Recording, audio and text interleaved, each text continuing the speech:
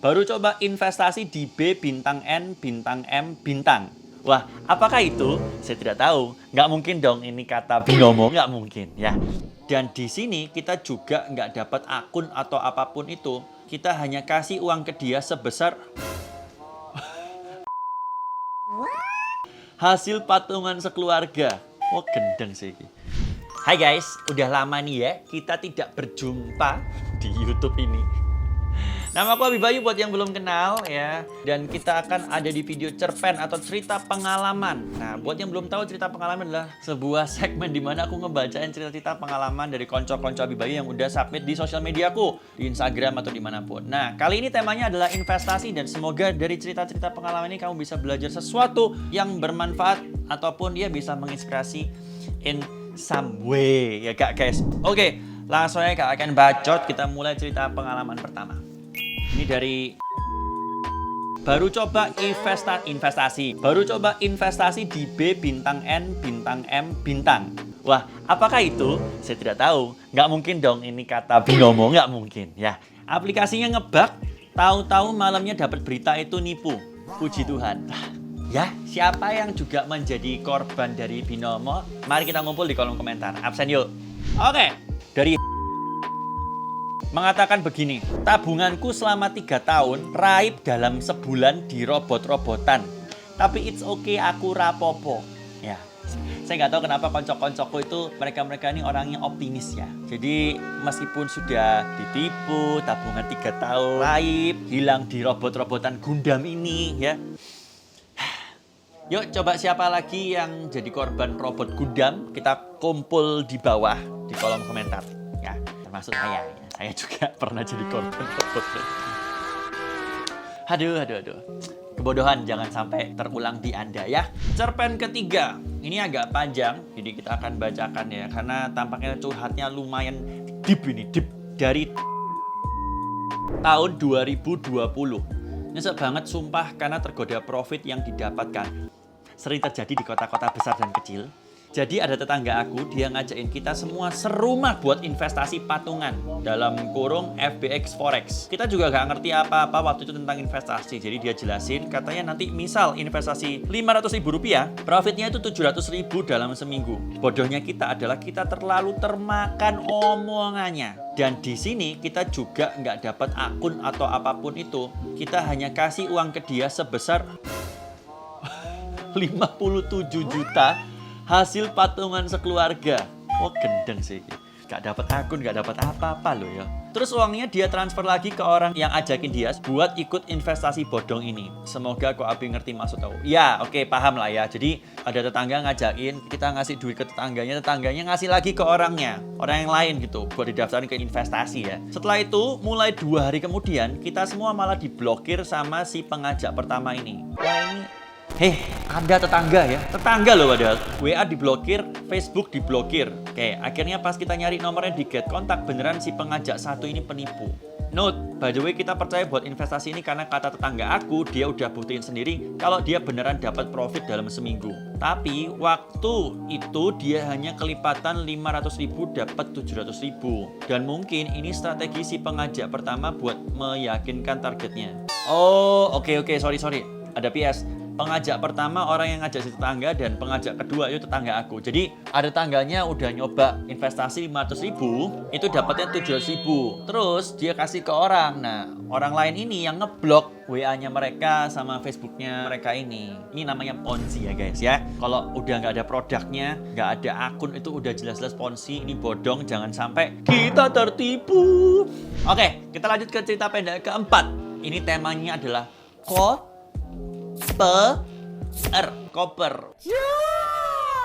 Koperasi. Ya, koperasi ini saya juga pernah tertipu di koperasi. Jadi saya nggak heran karena banyak yang kena juga. Dari tabunganku katanya didepositoin sama mertuaku ke koperasi simpan pinjam. Pas aku nanyain buat modal usaha, dia bilang belum bisa diambil. Sampai sekarang nggak ada kabar mas. Padahal lumayan loh di tahun 2013. Nominal 200 juta itu udah bisa buat beli rumah di kotaku. 2013. Boyo sampai 2022, 200 juta itu juga masih bisa beli rumah. Yang bener. Hah? Ya, Dan 200 juta itu banyak guys, wakeh geng. 200 juta itu zaman sekarang itu bisa beli soto Betawi.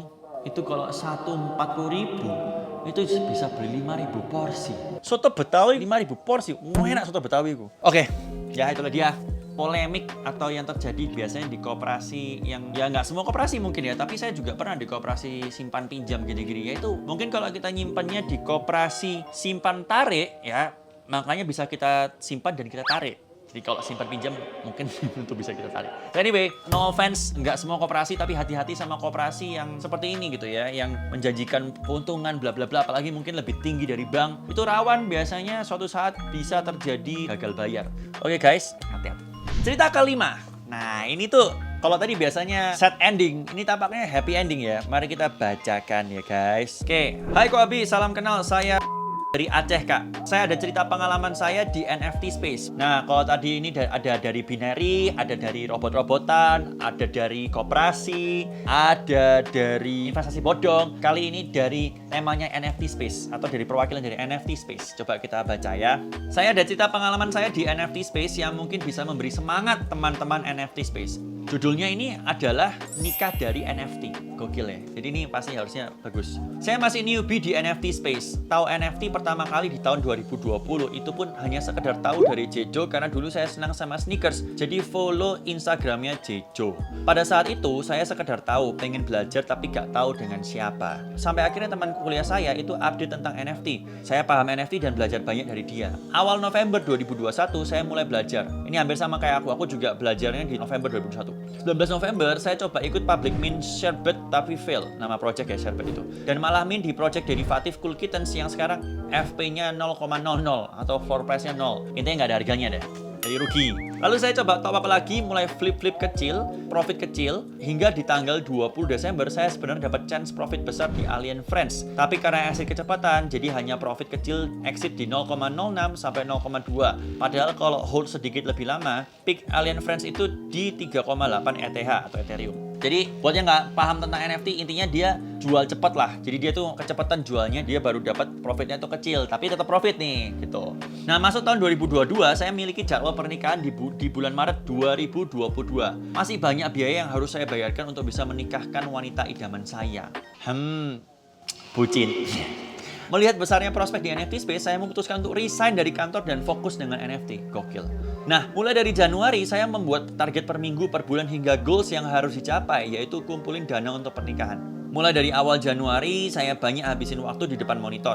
Belajar analisa NFT, degen, flip sana-sini, pelan-pelan profit pun mulai terkumpul. Sejak saya resign dari kantor, saya nggak punya laptop dan seringnya minjem laptop teman yang udah lemot, bahkan buka Google aja lama banget.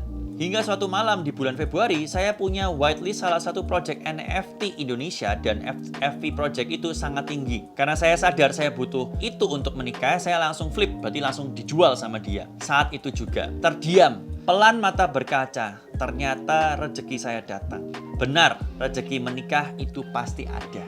Saya senang malam itu berlari keliling rumah, bahagia seperti anak kecil. Nah, kalau bisa keliling Monas ya, keliling kota Semarang juga bisa. Akhirnya saya bisa menikahi dia. Wah, ini dia happy ending. Jadi berawal dari NFT, dia akhirnya nemu satu NFT yang bisa membuat life changing ya. Nah, tampaknya aku tahu nih NFT yang mana. Congratulations.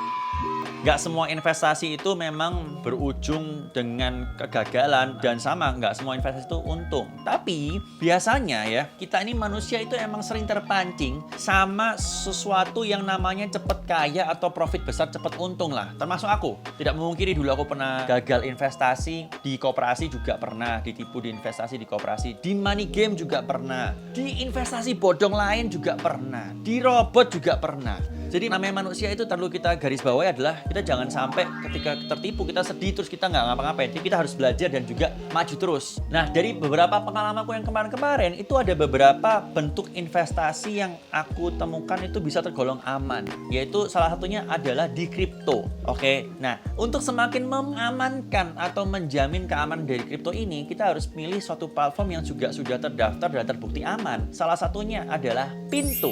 Ya, bukan Pintu ini. Bukan pintu, ini lawang ya. Tapi Pintu, aplikasi namanya Pintu. Kenapa aman? Nih aku kasih tahu. Jadi buat yang belum tahu, Pintu ini adalah platform jual beli kripto yang sangat mudah dipakai buat pemula.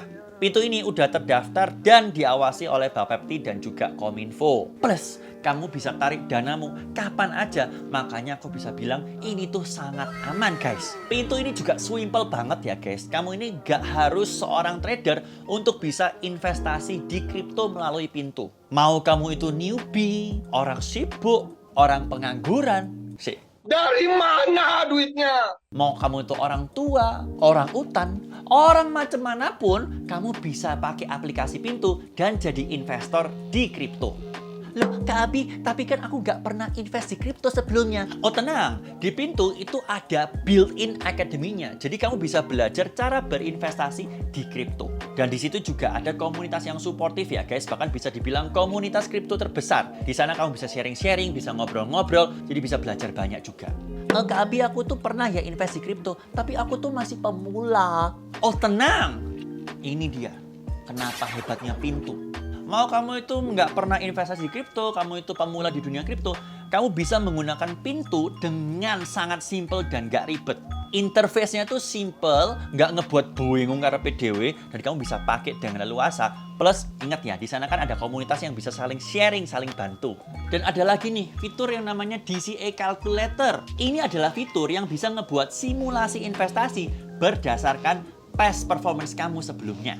Pokoknya akeh lagi fitur-fitur lain yang bisa nge-support dunia investasi kripto kamu. Nih aku tunjukin dikit ya, cara untuk beli kripto melalui aplikasi Pintu.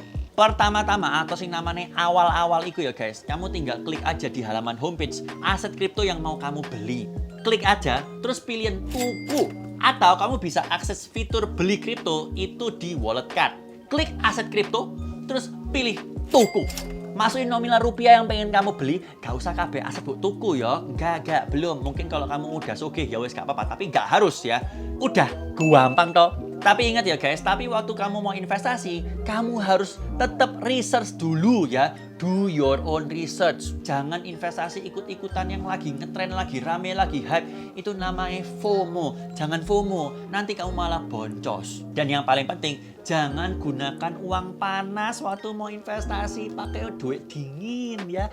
Duit dingin itu uang yang nggak dipakai-pakai. Emang ya ngedon aja gitu tabungan. Ya itu baru dipakai buat investasi boleh. Jangan uang yang bakal kamu pakai ke depannya. Uang buat bayar SPP, uang buat nikah, uang buat cicilan rumah, uang buat makan sehari-hari kamu pakai. Jangan.